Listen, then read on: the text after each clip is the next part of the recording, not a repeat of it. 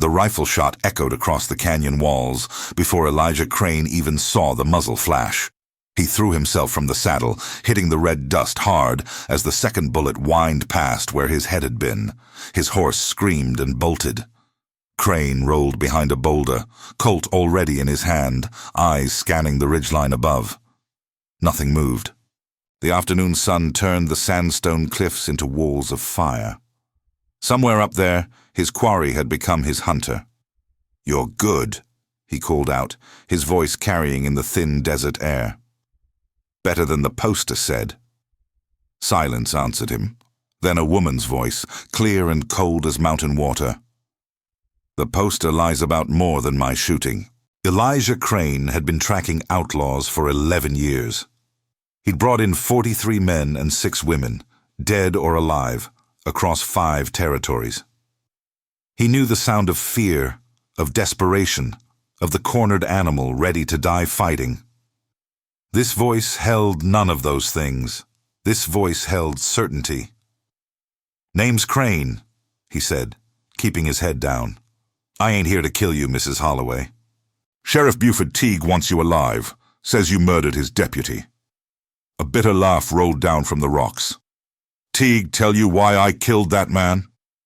Don't matter why. You killed a lawman. That's $500, dead or alive. 500. The woman's voice turned sharp.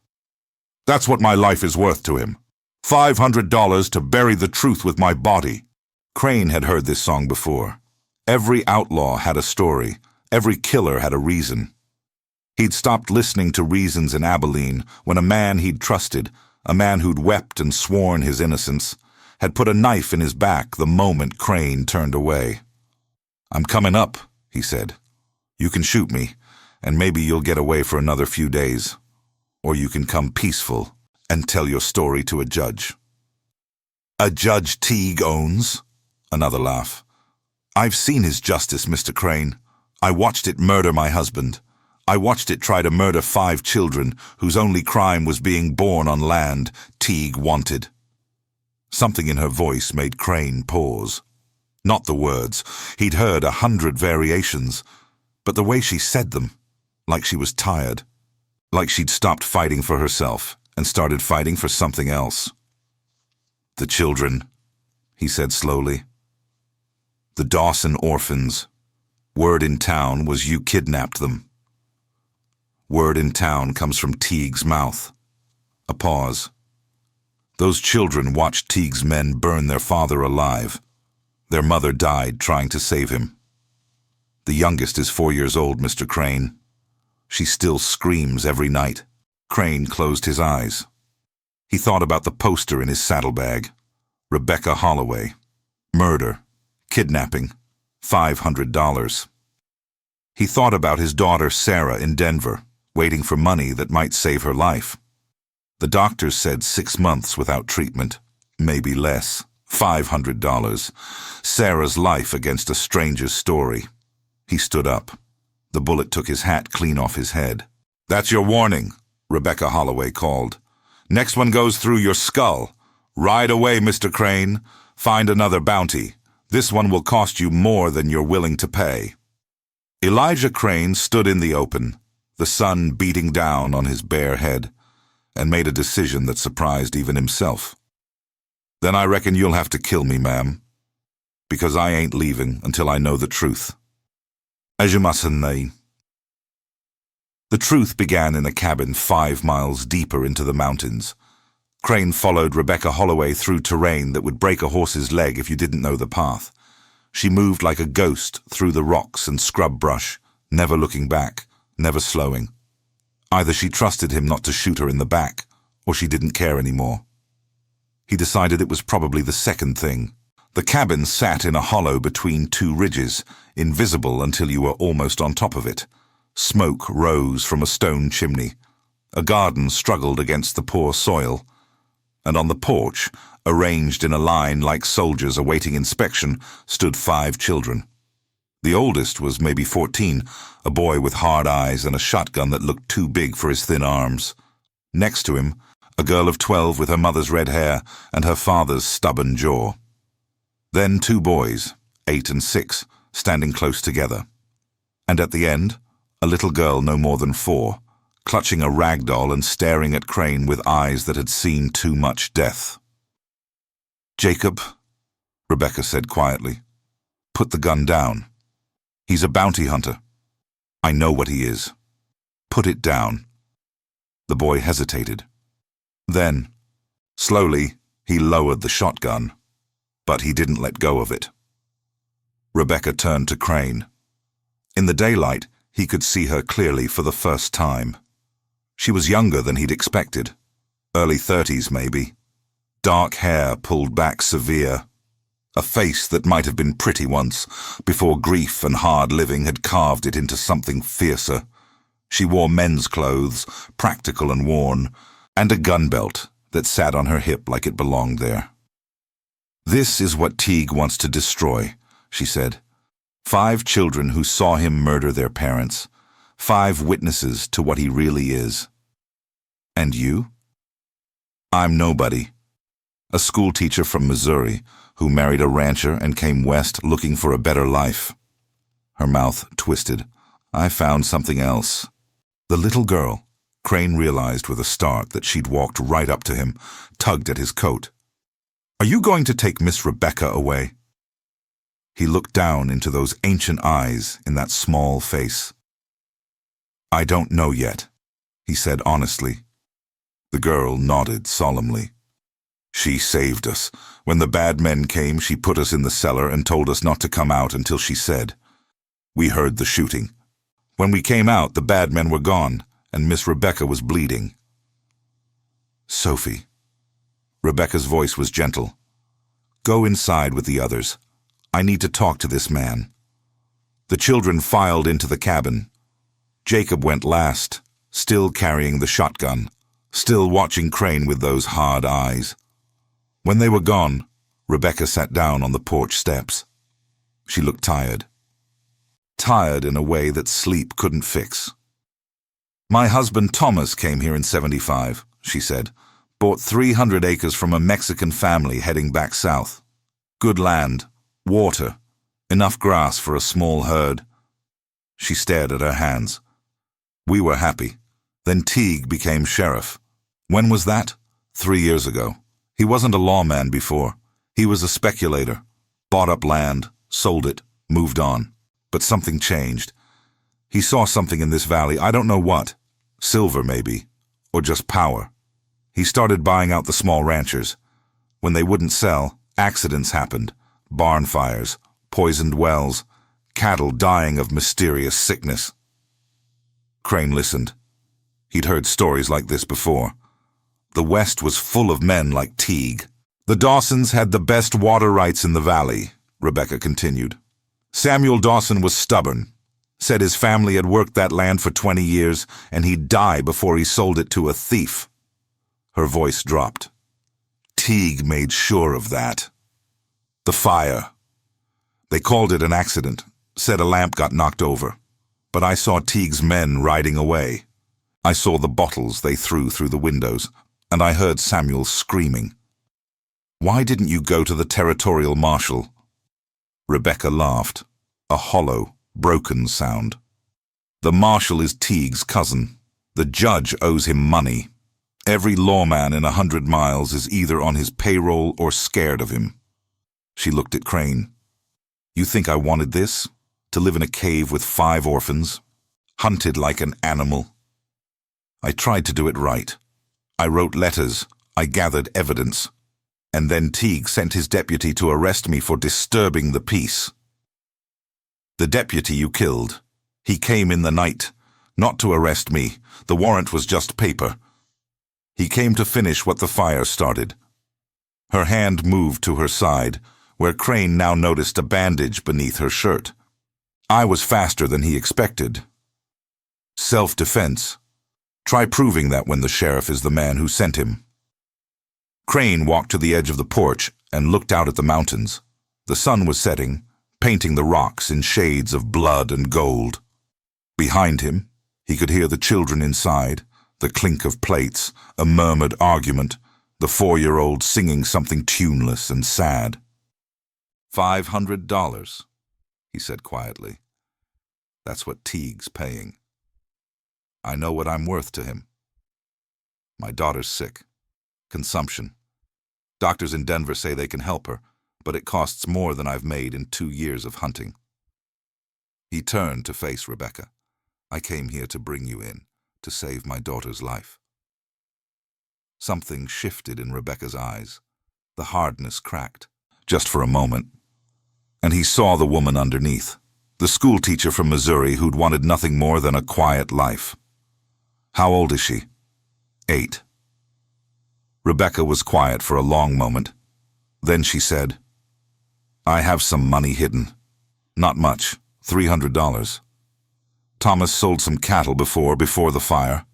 I was saving it to get the children somewhere safe. That's your escape fund. There is no escape.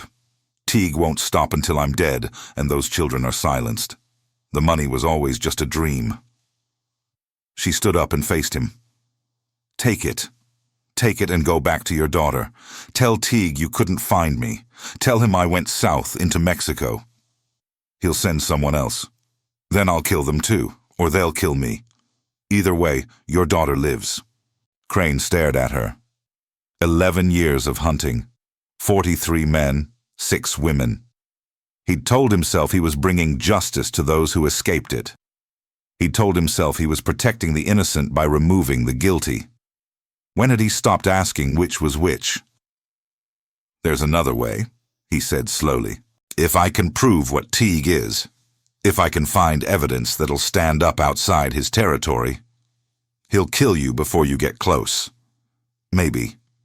Crane touched his bare head, thinking of the bullet that had taken his hat. But I've been shot at by better than a corrupt sheriff, and I've got a reason to stay alive now. Same as you.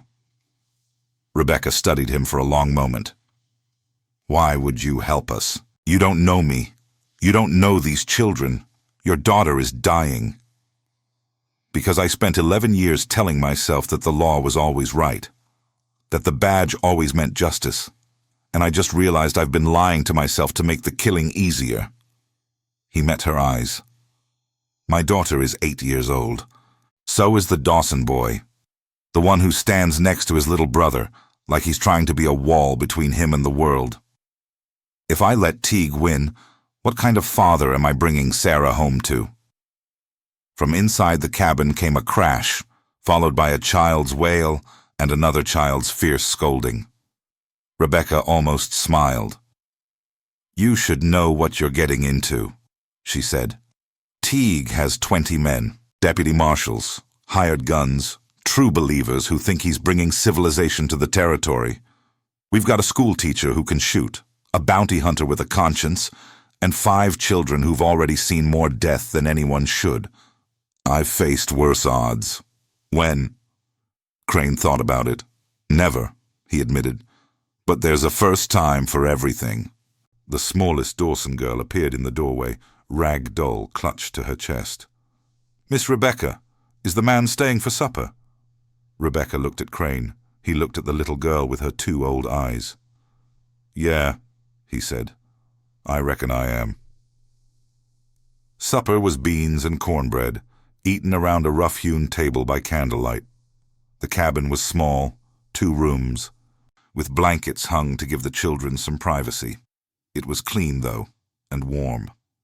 Rebecca had done what she could to make it a home. Crane learned their names. Jacob, 14, who'd taken on the role of protector since the night his parents died. Emma, 12, who helped Rebecca with the cooking and cleaning and younger children, carrying responsibility no child should bear. Daniel, 8, quiet and watchful, always positioning himself between the littler ones and any potential threat. William, 6, who still asked when his mother was coming back, and Sophie, 4, who understood more than she should, but still sang to her rag doll at bedtime. Tell us a story, Sophie demanded when the plates were cleared. Miss Rebecca always tells us stories. Tonight, Mr. Crane might have a story, Rebecca said. He's traveled to a lot of places. 5 pairs of eyes turned to him. Even Jacob looked interested, though he tried to hide it. Crane cleared his throat. He wasn't good with children. Hell, he hadn't seen his own daughter in 3 years, hadn't been there when she got sick, hadn't been there when her mother died of the same disease last winter. He'd been in Kansas, hunting a horse thief worth $30. There was a man, he began slowly, who lived in a valley much like this one. He raised horses, the finest horses in the territory. People came from miles around to buy them. Sophie settled against Rebecca's side, thumb creeping toward her mouth. William leaned forward. Even Jacob set down the knife he'd been cleaning. One day, a powerful man came to the valley. He wanted the horses for himself. He offered to buy them, but the horse rancher said no. These horses were his family's legacy. His father had bred them, and his father before that. Like our ranch, Daniel said quietly. Papa said his papa built it. Crane nodded. Just like that. So the powerful man got angry. He sent bad men to steal the horses in the night. But the rancher was clever. He hid the best horses in a secret canyon where only he knew the path. Did the bad men find them? William asked. They tried. They searched for years. But the rancher had friends. Other ranchers, people he'd helped when they were in trouble. And those friends helped him protect the horses. They stood together, even though the powerful man threatened them. What happened to the powerful man? Crane glanced at Rebecca. She was watching him with an unreadable expression. The powerful man got so angry that he made a mistake, Crane said. He hurt someone that even his friends couldn't ignore. And when the truth came out, all the people who'd been afraid of him finally stood up. They drove him out of the valley, and the rancher and his horses lived in peace. Sophie yawned. That's a good story. Time for bed, Rebecca said softly. All of you. There was the usual protests and negotiations, but eventually the children settled in the other room. Crane heard Rebecca's quiet voice through the blanket partition, reassuring Sophie after a nightmare, promising that yes, she'd be right here, no one was going to take her away. When she came back, her face was drawn. She dreams about the fire, Rebecca said, sitting across from him. Every night, sees her mother running toward the house, on fire, screaming. Then she wakes up and I have to convince her she's safe, when we both know she isn't. How long have you been running? 6 weeks since I killed the deputy, 2 months since the fire. She poured them both coffee from a battered pot. Before that, I was just a widow with a vendetta, easy to ignore. But when I took the children, I became a kidnapper, a dangerous fugitive. Why did you take them? After the fire, Teague's men took the children to town, said they'd be sent to an orphanage in Santa Fe, but I heard them talking. Her hands tightened around her cup. Sophie saw Teague give the order. A 4-year-old girl is the only witness to murder. You think they were going to let her reach Santa Fe? Crane thought of his daughter, thought of what he would do if anyone threatened her. So you took them. Walked right into the hotel where they were being kept. The guard knew me, thought I was there to offer comfort. I had Jacob's shotgun under my skirt. A ghost of a smile crossed her face. We were in the mountains before anyone knew they were gone. And you've been hiding ever since. Moving, never staying more than a few days in one place. She looked around the cabin. This place belonged to a friend of Thomas's. A prospector who went back east last year. I thought we could stay a while. Thought maybe Teague would give up. She shook her head.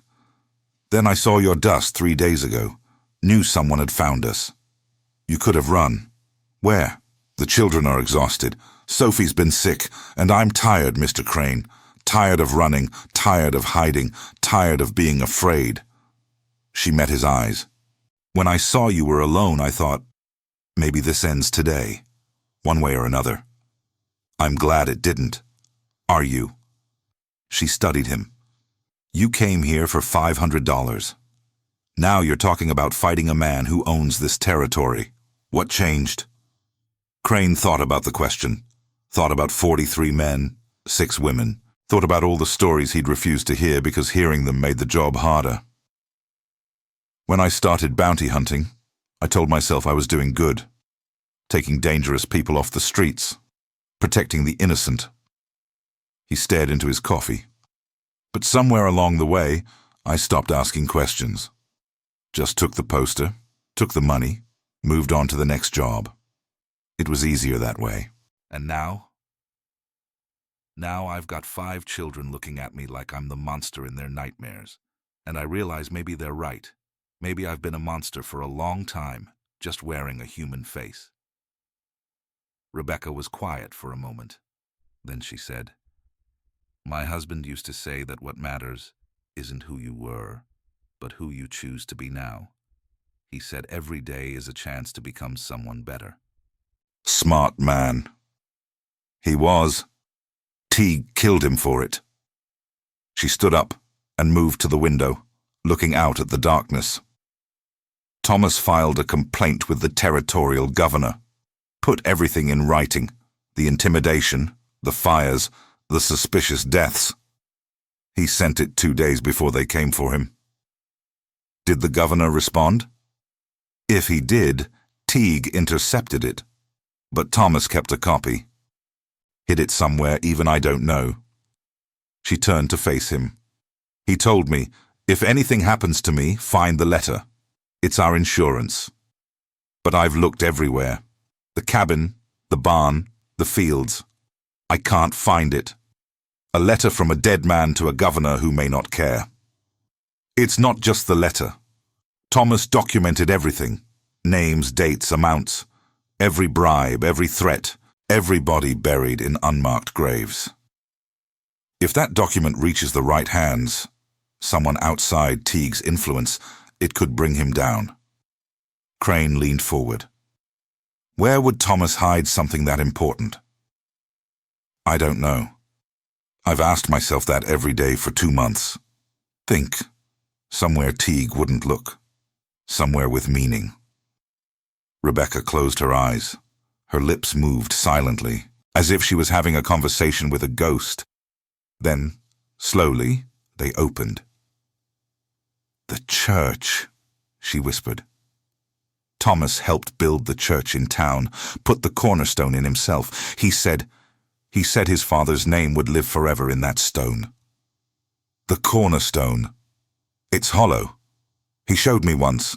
Said the original builders put a time capsule inside. Thomas joked that he'd added to it. Her face went pale. I never thought we were happy then. I never thought he was preparing for... How do we get to it? We don't. The church is in town, Teague's town. We'd be dead before we got within a mile of it. Not necessarily.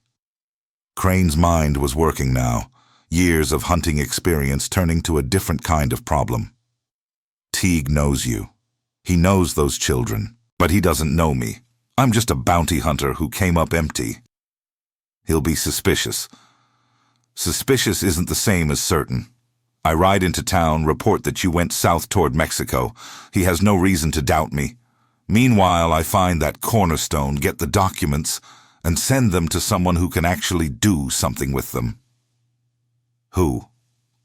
Everyone in this territory is bought or scared. Crane smiled. It wasn't a pleasant expression. I know a federal marshal in Denver, honest as they come, owes me a favor. One federal marshal against Teague's army. One federal marshal with evidence of corruption and murder, that's not a fight. That's an execution. He stood up. But I'll need time. A few days, maybe a week. Can you keep moving? Rebecca nodded slowly. There are places in these mountains Teague's men have never found. Old Apache hideouts, abandoned mines. I can keep us hidden. Good. I'll leave at first light. They looked at each other across the candle-lit room. Strangers a day ago, enemies a few hours ago, now something else. Why are you doing this? Rebecca asked softly. The truth. Crane thought about his daughter, thought about the money he wasn't going to collect, thought about the look in Sophie Dawson's eyes when she'd asked if he was going to take Miss Rebecca away. Because my daughter is going to ask me someday what I did with my life, and I want to have an answer I'm not ashamed of. Rebecca held out her hand. He took it. Her grip was strong and steady. Then I'll see you when it's over, Mr. Crane. Elijah. Elijah. She almost smiled. I'll see you when it's over. The town of Meridian sat in the middle of the valley like a spider in its web. One main street, 24 buildings, and everywhere you looked, the shadow of Buford Teague. Crane rode in at midday when the street was busiest. He kept his hat low and his pace easy, just another drifter passing through. A few people looked up as he passed, but no one stopped him. Good. He was just part of the scenery. The sheriff's office sat at the end of the main street, a solid wooden building with barred windows and a sign that read, Sheriff B. Teague, in gold letters. Two men lounged on the porch, wearing deputy badges and matching expressions of bored menace. Crane tied his horse at the rail and walked up like he owned the place. I'm looking for Sheriff Teague. Got information about the Holloway woman. The deputies exchanged a look. One of them stood up. Wait here. He disappeared inside. The other deputy studied Crane with flat eyes.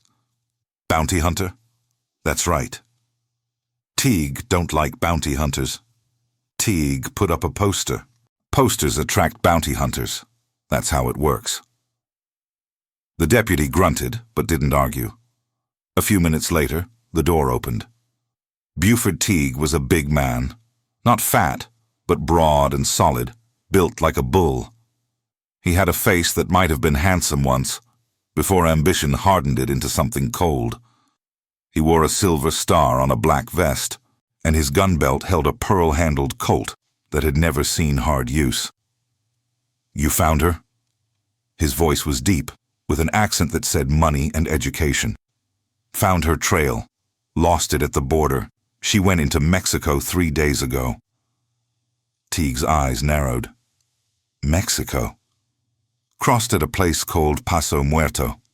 I talked to a goat herd who saw a woman and 5 children heading south. The lie came easy. Crane had told 1,000 lies in his career, most of them to people who deserved to hear them. You're sure it was her? Red hair, dark clothes, traveling with children ranging from a little girl to a teenage boy. Crane shrugged. Not many women matching that description running from the law. Teague studied him for a long moment. Crane kept his face blank, his breathing steady. He'd been searched by harder eyes than these. Your name? Crane. Elijah Crane. I've heard of you. Brought in the McCready brothers last year. That's right. They said you were hard. Said you never gave up on a bounty.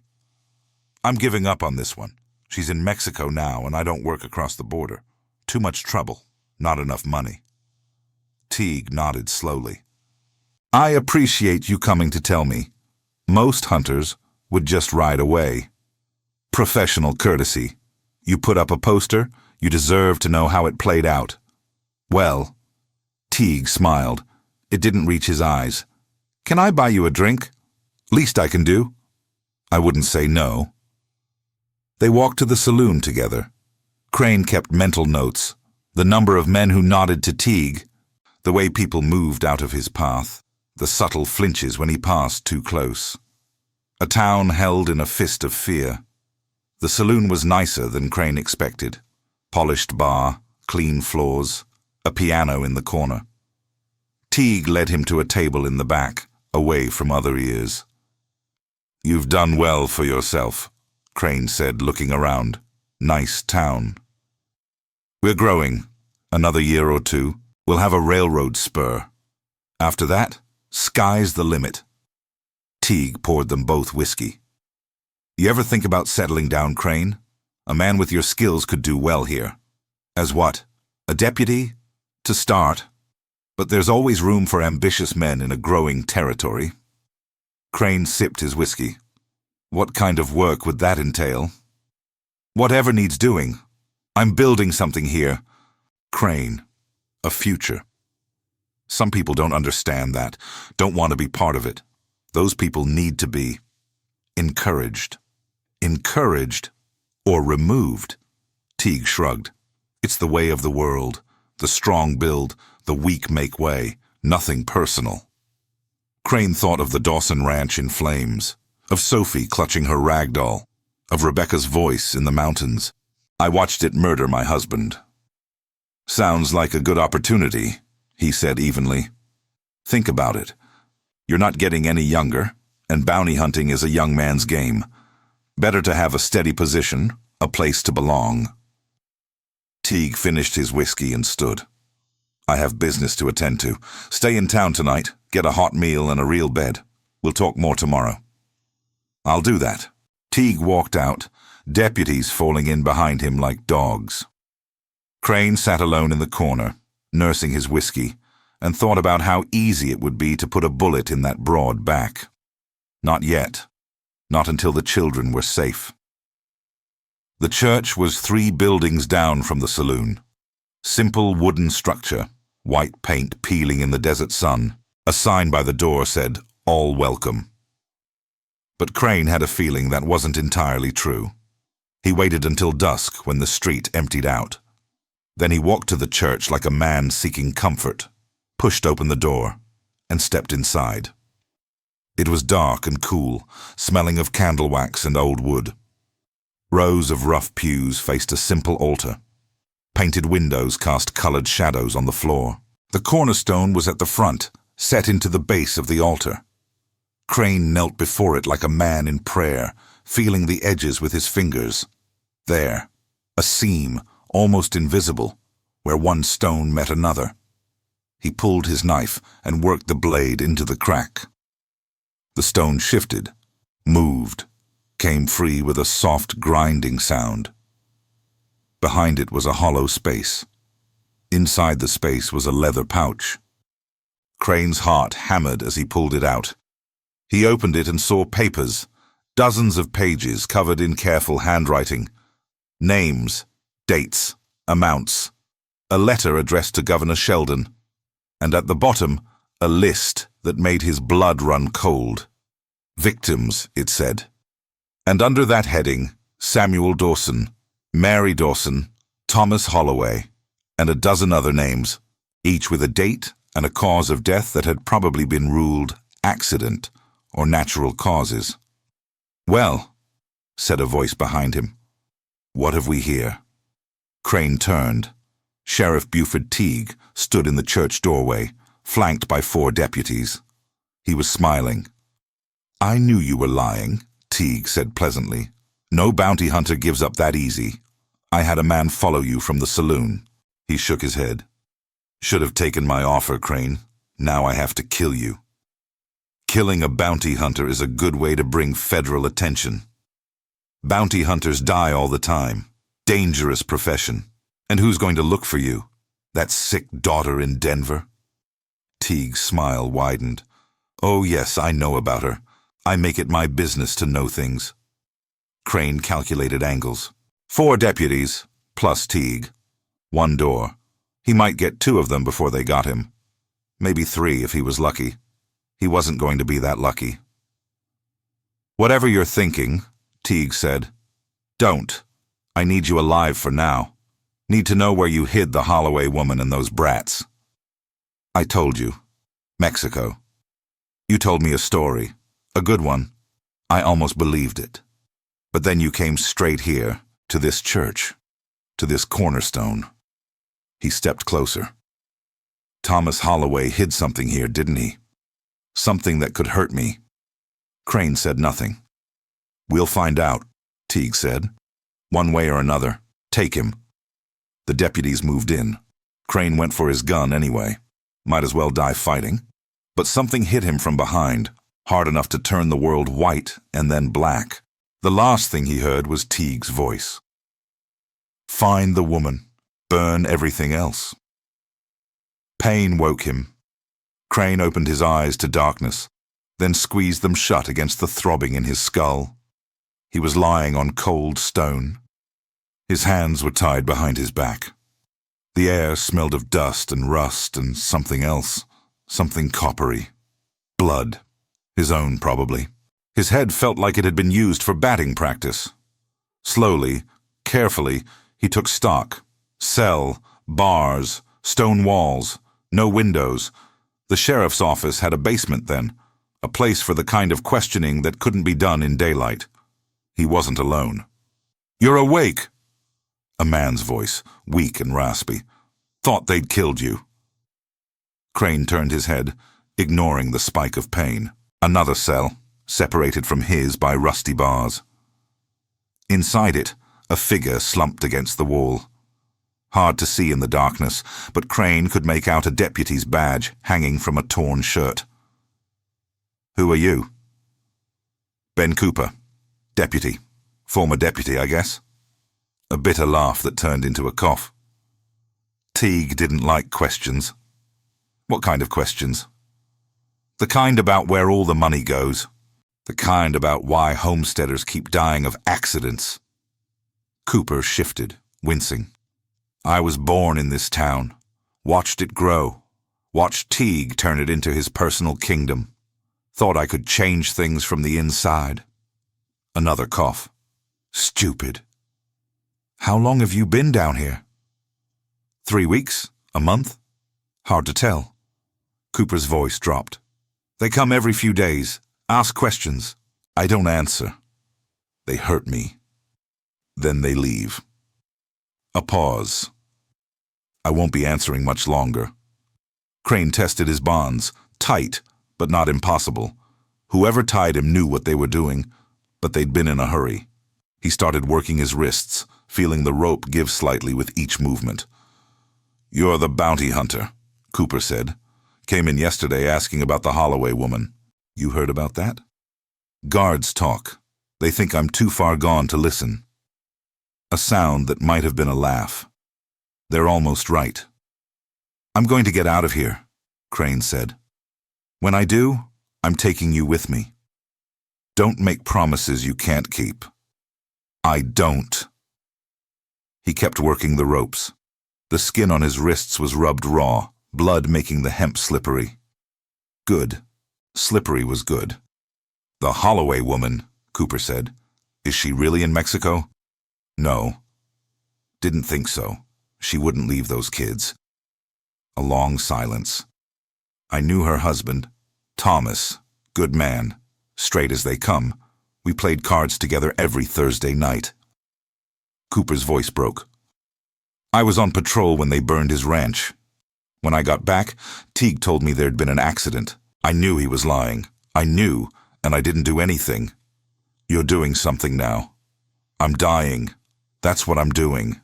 The rope gave. Crane felt the last loop slip free and held still, keeping his hands behind his back. Need to wait. Need to think. "There's a key," Cooper whispered. "Guard keeps it on his belt.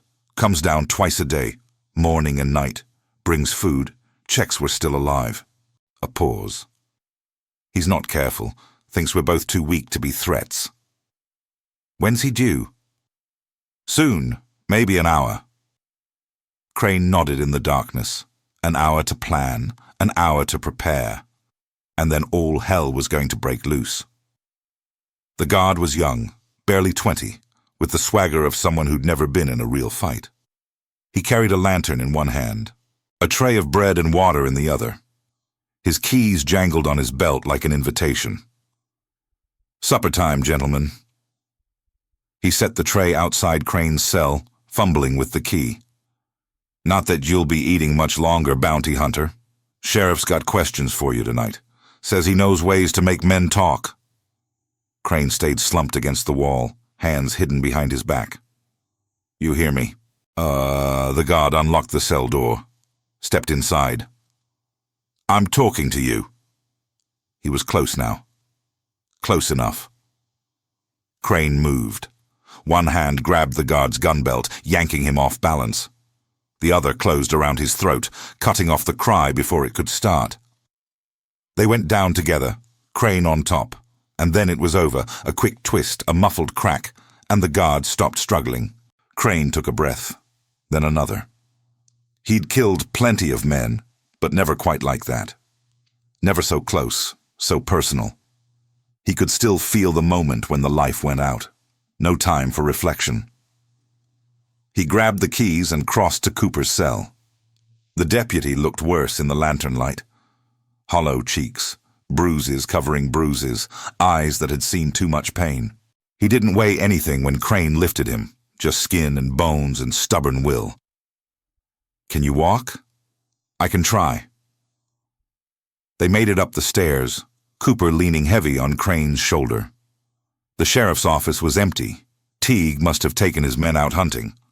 A clock on the wall said midnight. "Need a horse," Cooper gasped.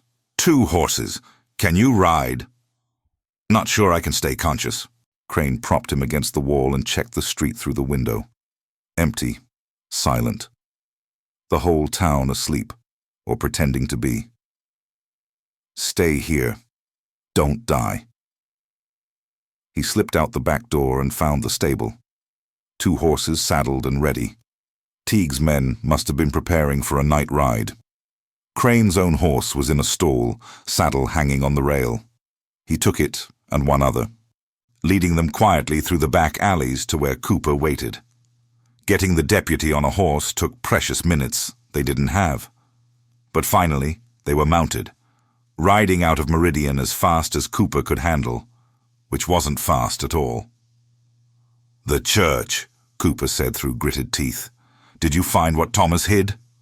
Crane patted his coat. The documents were still there, pressed against his chest. Teague's men must have been in too much of a hurry to search him properly. "I found it." "Good." Cooper swayed in the saddle. Then it wasn't for nothing. They rode north, toward the mountains, toward Rebecca and the children. Behind them, Meridian slept on, unaware that the first cracks had appeared in Teague's kingdom.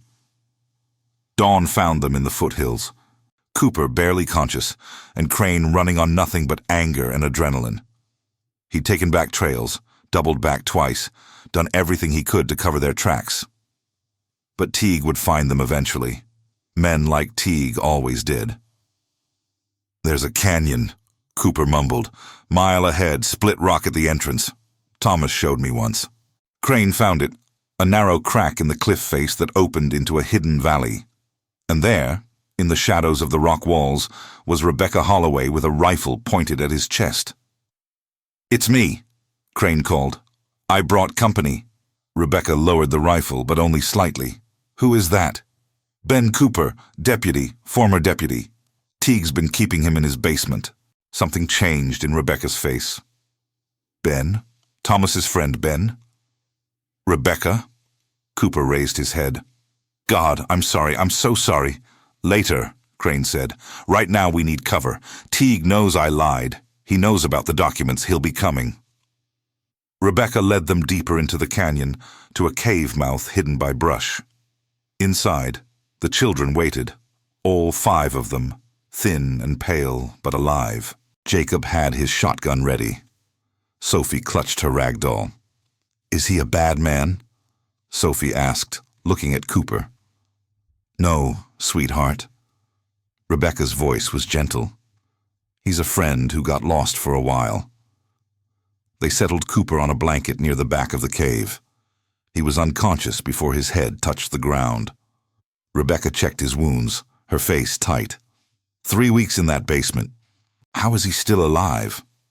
"Stubborn," Crane said, "like everyone else around here." He pulled out the documents and spread them on a flat rock. Rebecca came to look, her breath catching as she read Thomas's careful handwriting. "Everything," she whispered. He documented everything.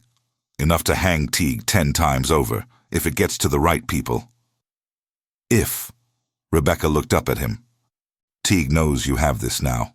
He'll burn down half the territory to get it back. Which is why we're not going to wait for him." Crane pulled out a map, marked the route.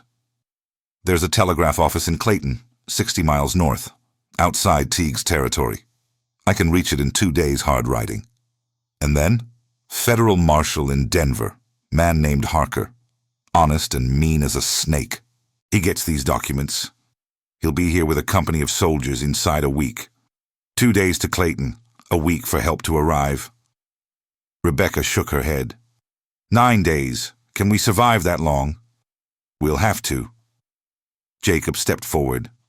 I can shoot. Daniel too. We're not helpless. Crane looked at the boy, 14 years old, hard as nails, carrying a weight no child should bear. He thought of his own daughter, safe in Denver, waiting for a father who might never come home. You're not helpless, he agreed, but you're also not soldiers. Your job is to stay alive and keep the little ones safe. Let the adults handle the fighting. The adults haven't done so well, Jacob said bitterly. My father was an adult. So was my mother. Jacob! Rebecca's voice was sharp. Then, softer. He's right, but so is Mr. Crane. You've done enough, more than enough. The boy's jaw tightened, but he nodded. I'll leave at nightfall, Crane said.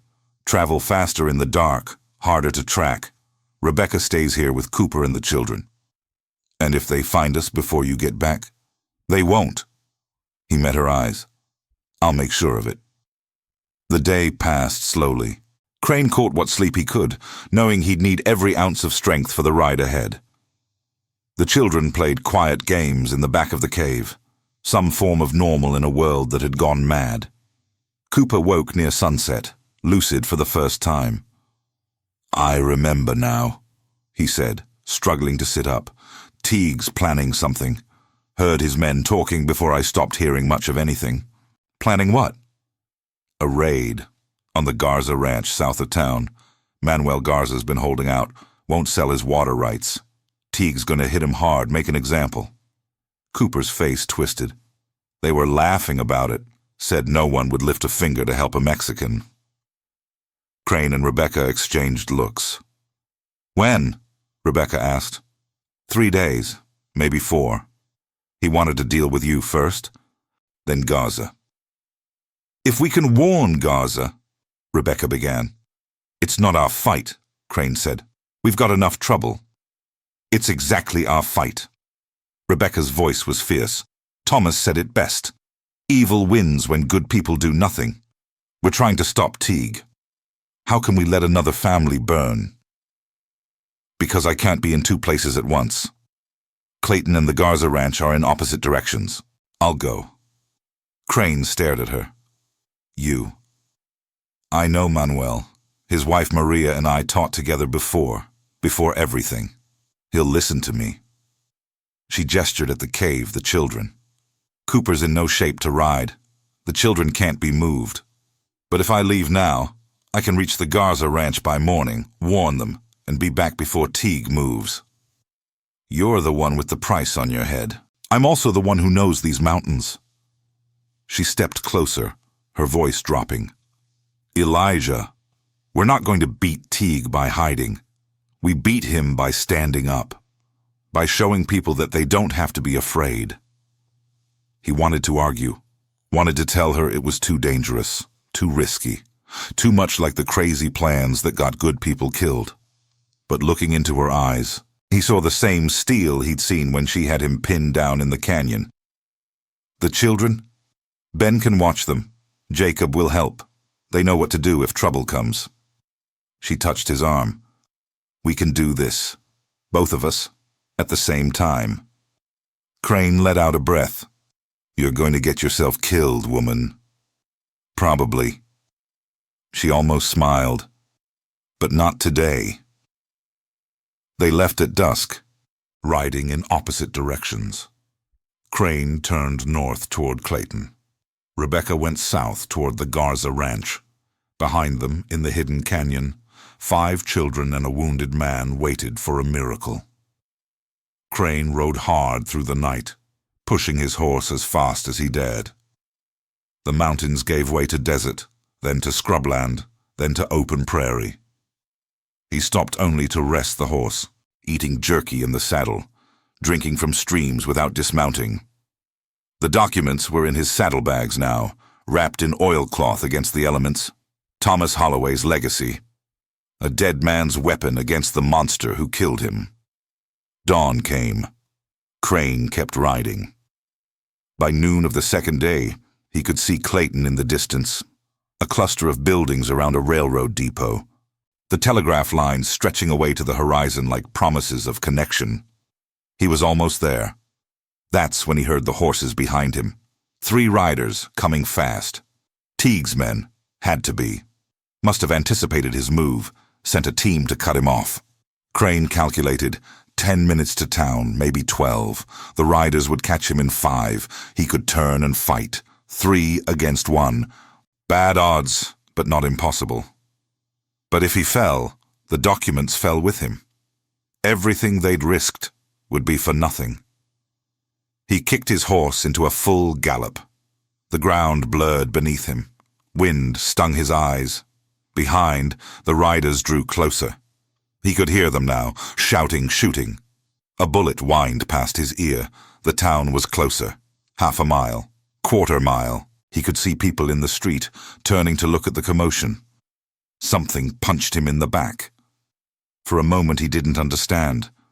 Then the pain hit, white hot, spreading through his shoulder like fire. He'd been shot before. This was bad. This was very bad. But the town was right there. 50 yards, 20, 10. He threw himself from the saddle, hit the ground rolling, came up with his gun in his hand. The 3 riders pulled up short, suddenly aware that they were in the middle of a crowded street, with a dozen witnesses watching. "Federal Deputy Marshal!" Crane shouted, a lie, but a useful one. "These men are wanted for murder!" The crowd scattered. Someone screamed. The riders exchanged uncertain looks. Should they push it? Fight a wounded man in front of witnesses? One of them reached for his gun. Crane shot him out of the saddle. The other 2 broke. They wheeled their horses and fled back the way they'd come, leaving their dead companion in the dust. Crane watched them go, gun steady, until they disappeared over the horizon. Then his legs gave out. He was on his knees in the street when the telegraph operator found him. Young man, glasses, ink-stained fingers. "Mister? Mister, are you— Oh, God, you're bleeding." "Telegraph," Crane gasped. "Need to send a telegraph. Federal Marshal in Denver. Harker, William Harker." "You need a doctor." Crane grabbed the man's shirt. "Telegraph first, then doctor." He pulled out the documents with a blood-slicked hand. "Tell Harker to come. Tell him to bring soldiers. Tell him—" The world was going gray at the edges. "Tell him Meridian is burning, and only he can put it out." The last thing he saw before unconsciousness took him was the telegraph operator running toward his office, clutching Thomas Holloway's documents like they were made of gold. Rebecca reached the Garza ranch at dawn. It was a modest spread. Adobe house, wooden barn, corrals for horses, and a few dozen cattle. The kind of place a family built through years of hard work and hope. Manuel Garza met her at the gate with a rifle. He was a lean man in his 50s, weather-beaten and wary, with eyes that had seen too much trouble to take anything on faith. "Mrs. Holloway," he didn't lower the rifle. "You're supposed to be in Mexico." "I was never in Mexico." "I heard you killed a deputy, kidnapped children. I killed a man who came to murder me, the children I saved from men who would have silenced them forever." Rebecca stayed still, hands visible. "Manuel, I'm not here to ask for shelter. I'm here to warn you." "About what?" "Teague. He's planning to raid your ranch. 3 days, maybe 4. He wants your water rights, and he's tired of waiting." Garza's face went still. "How do you know this?" "A man who's been in Teague's basement for a month. He heard them planning." "And why should I believe anything from a woman with a price on her head?" "Because Maria taught my Thomas how to read when he was a boy. Because you came to our wedding and danced until midnight. Because we're the last ones standing against a man who will burn this entire valley if we let him." Rebecca's voice cracked. "Because I'm tired, Manuel. Tired of running, tired of being afraid. And I thought you might be tired too. For a long moment Garza said nothing, then slowly he lowered the rifle. Maria, he called toward the house, put the coffee on. We have a guest. The Garza kitchen smelled of chilies and fresh bread.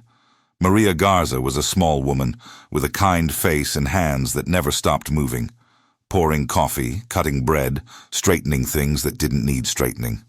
The nervous energy of someone who knew trouble was coming. We've heard the rumors, Manuel said, sitting across from Rebecca. Homesteaders disappearing, ranches burning, but Teague always has an explanation. Accidents, Indians, outlaws passing through. And you believed him? We believed we had a choice. Manuel's jaw tightened. Our family has been on this land for 3 generations. My grandfather built this house with his own hands. We thought if we kept our heads down, paid our taxes, minded our own business. That's what everyone thinks, until Teague decides he wants what you have. Maria set down a plate of pan dulce.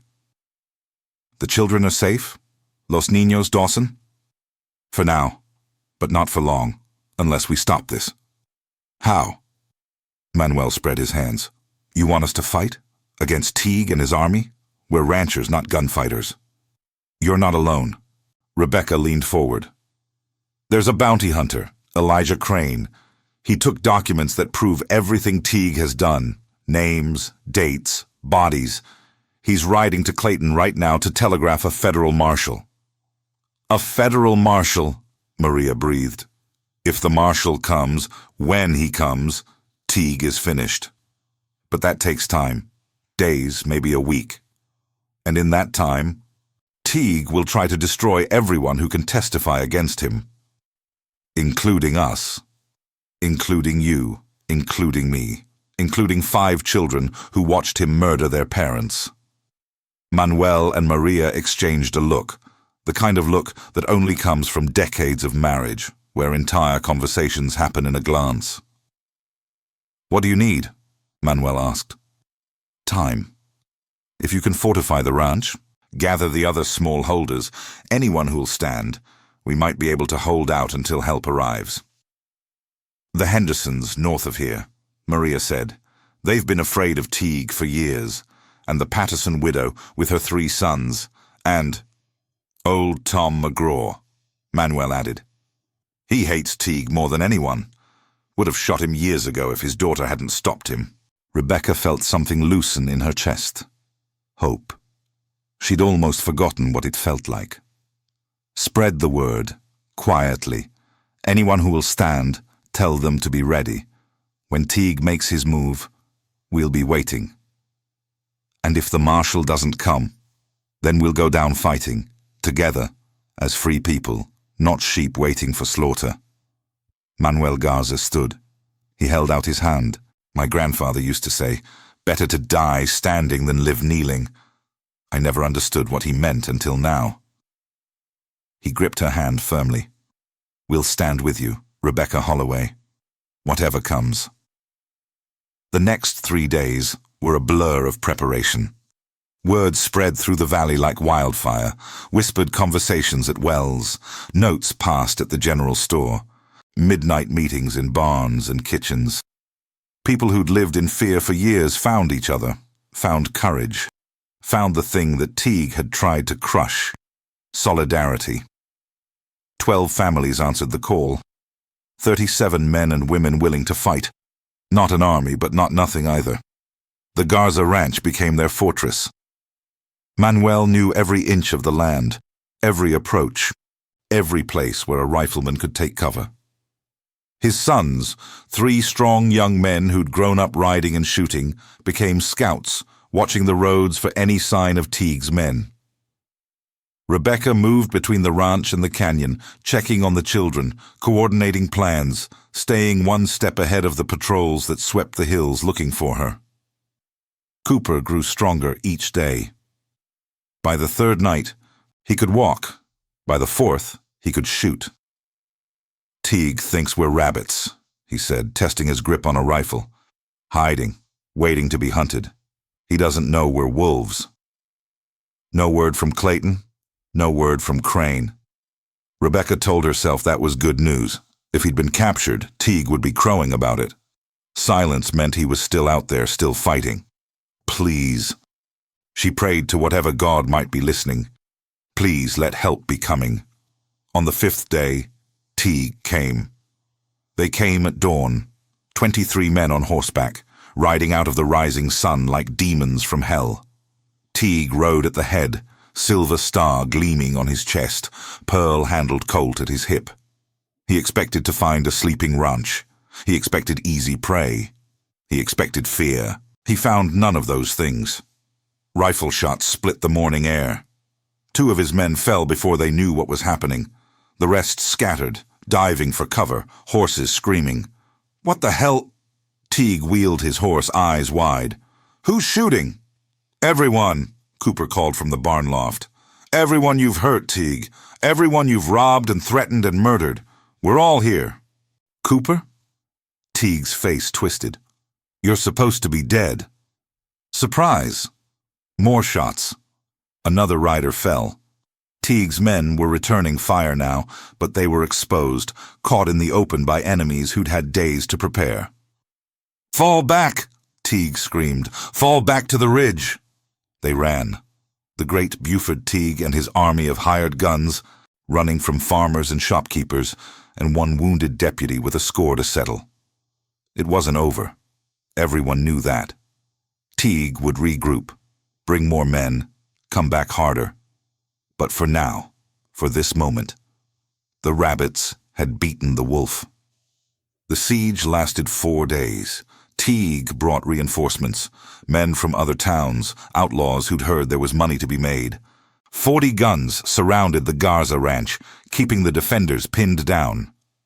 But they couldn't advance. Every approach was covered. Every attack was thrown back with blood. The farmers and ranchers who'd lived in fear discovered that they could fight, that they could stand. Inside the ranch, wounds were tended. Prayers were said. Arguments broke out and were settled. A baby was born, the Patterson widow's grandchild, 2 weeks early, screaming her way into a world of gunsmoke and courage. On the 4th night, Rebecca made her way to the canyon. The children were safe. Jacob had been watching over them, shotgun always ready, while she fought in the valley. But she needed to see them, needed to remind herself what they were fighting for. Miss Rebecca. Sophie ran to her, arms outstretched. You came back. I always come back, sweetheart. Rebecca lifted the little girl, holding her close, breathing in the smell of her hair. Are you being good for Jacob? Jacob's cranky. He won't let us make any noise. That's because noise can be dangerous right now, but it won't be for much longer. Is the bad man gone? Rebecca thought of Teague, out there in the darkness, planning his next attack. Not yet, but he will be. Promise? I promise. She stayed an hour, telling stories, checking on the others. Daniel had a cough, but was otherwise well. Emma had kept everyone fed on her carefully rationed supplies. William asked about his mother for the first time in weeks, and cried quietly when Rebecca told him the truth. Will you stay? Sophie asked when Rebecca rose to leave. I can't, sweetheart. There are people counting on me. I'm people. You're very important people. The most important. Rebecca kissed her forehead. That's why I have to go fight. So you can grow up safe. So no other little girls have to be afraid. On the 5th day, they heard it. Hoofbeats. Dozens of them, maybe more, coming from the north. The defenders braced for another assault, but these horses carried blue-coated soldiers. And at their head rode a man in a dusty civilian suit, one arm in a sling, a federal marshal's badge gleaming on his chest. William Harker, U.S. Marshal! He bellowed, his voice carrying across the valley. By authority of the federal government, I'm ordering all combatants to stand down. Teague's men looked at each other. Some threw down their guns immediately. Others hesitated, looking to Teague for guidance. But Teague wasn't giving orders anymore. Teague was running, spurring his horse toward the hills, toward escape. He made it about 50 yards before a rifle shot knocked him from the saddle. From the Gaza barn loft, Ben Cooper lowered his weapon. "That one was personal," he said quietly, "for Thomas and all the others." The aftermath was chaos. Soldiers swarmed the valley, arresting Teague's men, securing the wounded, restoring order. Marshal Harker took statements from everyone, the Garzas, the Pattersons, the Hendersons, all the families who'd stood together when standing was almost impossible. Rebecca found Elijah Crane sitting on a rock outside the Garza house, watching the sunrise. He looked terrible, pale, thin, bloodstains on his shirt where the bullet wound was still healing. But he was alive. Against all odds, he was alive. "You made it," she said. "So did you." He smiled, the first real smile she'd seen from him. "Heard you convinced half the valley to start a war. Someone had to." Thomas would be proud. Rebecca sat down beside him. "I keep waiting to feel something. Relief? Joy? I don't know. But mostly I just feel tired. That comes later. First your body catches up, then your heart." He looked at her. "The marshal says there'll be trials. Lots of them. The governor's already sent word that he wants a full investigation. And the children, that's partly up to you." Crane reached into his coat and pulled out a folded paper. "The Dawson estate, what's left of it, needs an executor. Someone to manage things until the children come of age. Thomas named you in his will. His lawyer found the document this morning." Rebecca took the paper with trembling hands. "I didn't know." "There's something else." Crane hesitated. "Harker says the territory needs a new sheriff. Someone honest who knows the land, someone the people trust." He paused. Ben Cooper's name came up. Ben would be good.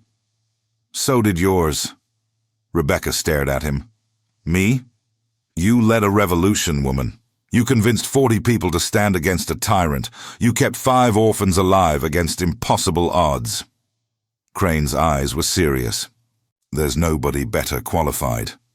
I'm a schoolteacher." So was Jefferson. Didn't stop him from changing the world. Before Rebecca could respond, a small figure came running from the house. Sophie Dawson, ragdoll flying behind her, threw herself into Rebecca's arms.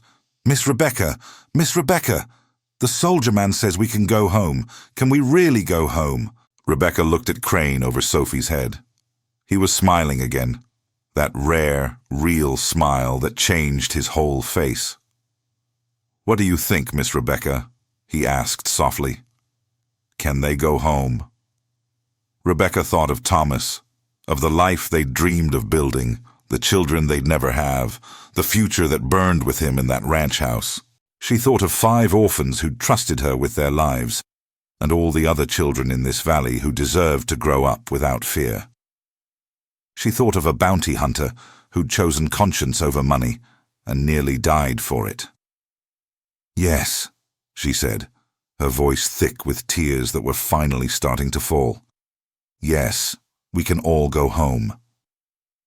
The rebuilding took months. The Dawson Ranch rose from its ashes, smaller but solid, filled with the sounds of children playing and growing and healing. Rebecca ran the household with the same fierce determination she'd brought to fighting, though now her battles were against weeds in the garden and dust on the floors. Jacob started smiling again. He'd found a job at the Gaza ranch, learning to work cattle. Earning money he insisted on contributing to the household. Emma became Rebecca's right hand, managing the cooking and the younger children, while Rebecca attended to the endless paperwork of the estate. Daniel's nightmares faded. William stopped asking about his mother. And Sophie, 4-year-old Sophie who'd seen her parents burn, started singing again. Not sad songs, not scared songs, just songs, drifting through the new house like promises. Crane stayed for the trials, testified against Teague's surviving men. watched justice finally come to a valley that had almost forgotten what it looked like. He visited the ranch when he could, brought presents for the children, a carved horse for William, a book for Emma, a new rag doll for Sophie when the old one finally fell apart. He never talked about bounty hunting anymore. Never talked about what came next. One evening, after the children were in bed, Rebecca found him on the porch, staring at the mountains. "Your daughter," she said quietly. "Sarah. Did you—" "Marshall Harker helped me wire the money. She started treatment a month ago." Crane's voice was rough. "They say she's getting stronger. I'm glad. I'm going to Denver next week. First time I'll see her in 3 years." He turned to look at Rebecca. "I was thinking, when she's better, I might bring her out here. Show her the mountains, let her meet the people who—" He stopped, looked away. "Who what?" "Who showed me how to be someone worth knowing." Rebecca moved closer. Without thinking, she put her hand on his arm. "You were always worth knowing, Elijah. You just forgot for a while." He covered her hand with his. They stood like that as the sun set behind the mountains, painting the sky in shades of fire and gold. "Is there room here?" he asked finally. "In this house. In this life. For a broken-down bounty hunter and his daughter." Rebecca thought about the future. About 5 children who needed a father. About a valley that needed protection. About her own heart, which she'd thought had died with Thomas, but which was, against all odds, beginning to beat again. "There's always room," she said, "for people who choose to stand." The wedding was small, just the family they'd become, forged in fire and terror and hope. Sophie was the flower girl. She scattered wildflowers down the aisle with more enthusiasm than accuracy, laughing when William tried to help and ended up tripping over his own feet. Jacob gave Rebecca away. He'd grown 4 inches in 6 months, and his hard eyes had softened, though they still held the memory of everything he'd seen. When the ceremony was over, he shook Crane's hand with the grip of a man, not a boy. "You hurt her," he said quietly, "and I'll shoot you myself. I would expect nothing less." Sarah Crane stood with the other children, still thin from her illness, but getting stronger every day. She had her father's eyes and her mother's stubborn jaw, and she'd taken to ranch life with a fierce joy that surprised everyone. "Does this mean I get brothers and sisters?" she'd asked when Crane told her about the wedding. 5 of them. Think you can handle that?" She'd grinned. "I can handle anything." After the ceremony, they gathered on the porch of the rebuilt ranch house. All of them, the whole mismatched family. Rebecca and Elijah, Jacob and Emma, Daniel and William, Sophie and Sarah. Ben Cooper came, walking with a cane now, but walking, and Manuel and Maria Garza, and all the other families who'd stood together in those dark days. "To new beginnings," Manuel said, raising his glass. "To standing up," Ben added. "To family," Rebecca said softly, looking at the faces around her. "Whatever form it takes." Later, when the guests had gone and the children were in bed, Rebecca and Elijah stood on the porch where it had all started, where a bounty hunter had arrived to take her to her death and ended up becoming something else entirely. "Any regrets?" she asked. Crane thought about it. Thought about the poster he'd carried, the money he'd never collected, the road not taken. Thought about his daughter sleeping in a room down the hall, surrounded by brothers and sisters who'd adopted her as fiercely as she'd adopted them. Not a single one. Rebecca leaned against him. Above them, the stars wheeled in their eternal dance, bright and clear and full of promise. "So what happens now?" she asked. "Now?" Crane smiled. "Now we live. Together. For as long as we're given." Ajimachi, it wasn't the ending Rebecca had imagined when she was a schoolteacher in Missouri, dreaming of the West.